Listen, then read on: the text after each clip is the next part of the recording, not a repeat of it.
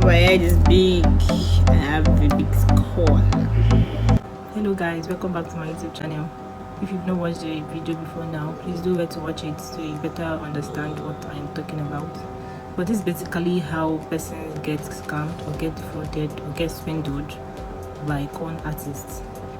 In the previous video, I shared my own personal experience and another person's, a victim's experience. So this time around, I'm still talking about other person's experience on these people, and the purpose of sharing these experiences or this event is for you guys to let people know about this by sharing this video to them, letting them know that these things are happening every day, so they can be at an alert and not fall victim to these people. So let's get right into it. Okay, just a few days ago, I think 3 to 4 days ago, I was coming back from somewhere, very far place from where I am right now. So I was going to enter, because I was going to enter a bus, because that is what I usually enter from Oshodi till Yanejibu. But on that day, I was carrying luggages, and one thing about these buses, some of the drivers do not, or the conductors, they do not have the patience to, or actually mind, or they don't care if you are carrying luggage or not. They don't care where you're going to put the luggage, whether you carry it on your breast or on your head. They don't care. What they want is for a passenger to be on the seat and they pay them. Some of the patient ones that have boots where you can keep the luggage, of course, they want money from you, money that is even bigger than the normal fare of a human being from that place to your destination. Some of the patient ones or some of the less greedy ones are still there. So on that day, I was supposed to enter the bus. That's what I usually enter. But then before reaching the bus stop where buses are, I had seen a private car. It was a Sienna. A man was driving the car while a lady was mentioning Yanejibo, Ileiwe Yanejibo, and one other bus stop. I don't know. My spirit just accepted for me to enter the private car, even though I have not actually entered the private car to Yanejibo. But then I was rushing. Another reason why I entered was that I was actually rushing for me to meet up with work, because I was already very late to work. So a man beside me, there were two men beside me, one on my left, one on my right. So the one on my right hand was actually, he's actually a very chatty person. Kept on asking me questions, not like personal questions. I think he first asked where was I enlighten, and I told him I didn't sense any bad thing actually happened there. But then the man, why am I saying this? The man had shared stories of how people, I don't know how we got to that point, but he was actually sharing stories. He now said, he asked me whether I've entered private car to my destination. I said no, I've not entered. He now asked me why did I enter that one, and maybe because I didn't actually come down to answer him, but then because I can't remember the reason I gave him. So he now said I should be careful when I'm entering a private car. So anyway, especially private cars, even though people enter it, I mean there's another bus stop where private car stays. But then because I've not been interested to be entering private car to my destination, I have not actually asked questions. I've not actually been interested. But then on that day, I had entered private car to my destination for the very first time. So the man was saying whenever I'm entering a private car, I should be very careful. First of all, he now pointed a woman. The woman in the front seat was sitting beside the driver. Now said, just normal usual morning, the woman had come out at the bus stop very close to where I stay. The woman had come out at the bus stop very early to enter a car as usual to head to her place of work. So when she entered the car, the driver and maybe one or two other persons inside the car were asking her questions. Like they kept asking, like what they were saying or what they were asking required the woman answering them. But the woman, knowing who these people are, like maybe she had been a victim before, maybe she had heard stories.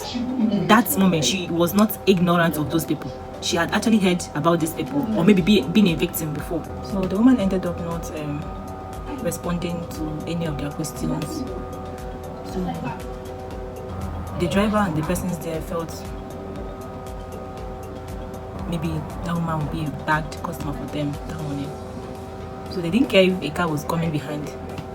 The woman was pushed off, like she was literally pushed off from where she was sitting outside the express.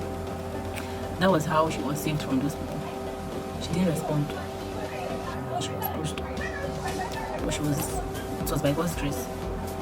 Because what if those persons were actually very mean people and very torturous? They would have gone with the option of torturing that woman to maybe steal something from her or take something from her, do one thing or the other to her, since she wants to be unresponsive. But that was how she was saved actually. Anybody that comes out from this kind of experience is usually a miracle, by God's grace, God willing. It's just a miracle. After the man beside me told me about her story, he went on to tell me about a story of his close friend, and this had happened last month. This one happened last month, August. So he said he and that his close friend were supposed to go for a village meeting, I think here in Lagos, the next day.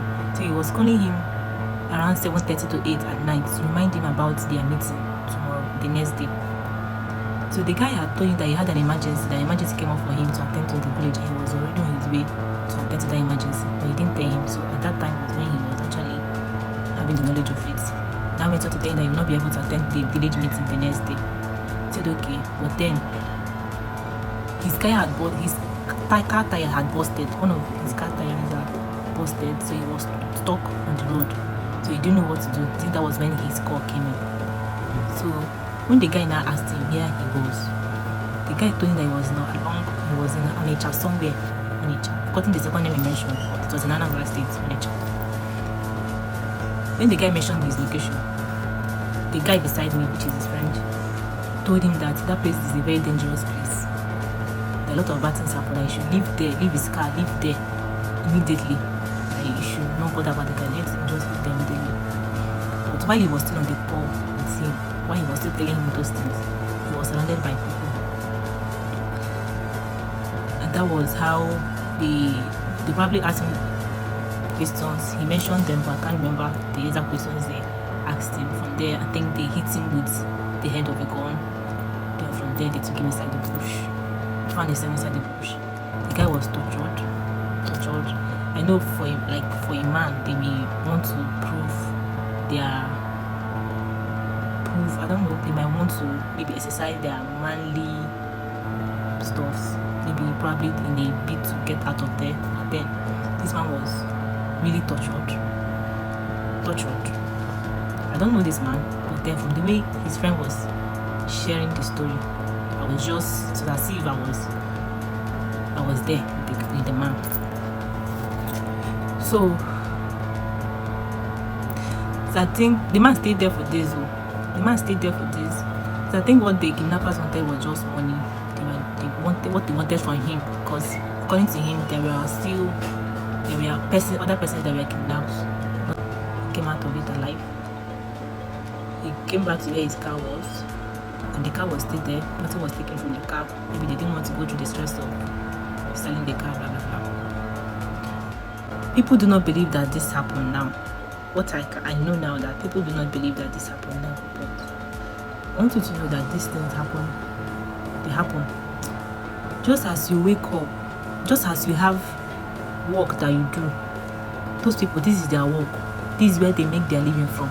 As you dress up to go to work, this is how they dress up to find people, to look for people they can dupe, they can scam, they can swindle.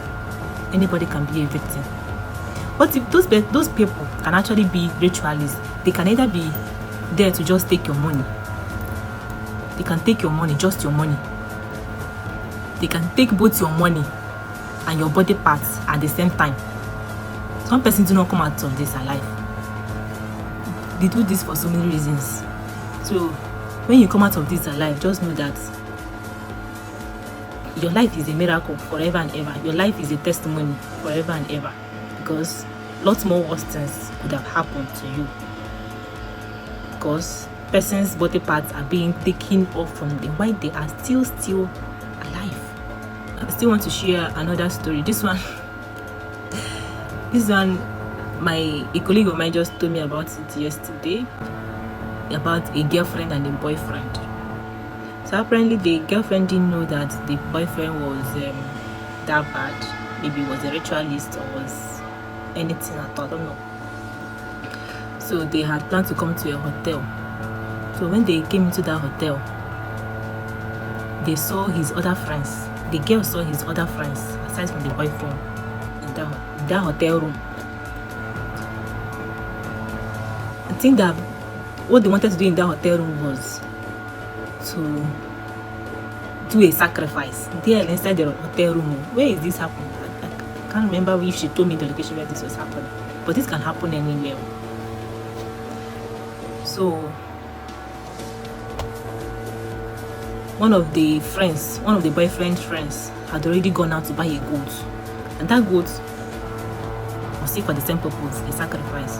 While the other persons there, we are telling her we are abusing her, not like abusing her sexually, like abusing her that she should close her mouth, stop shouting, close her mouth, stop shouting, and she should move her clothes, do this one, do that one, cut off her body parts, something like that.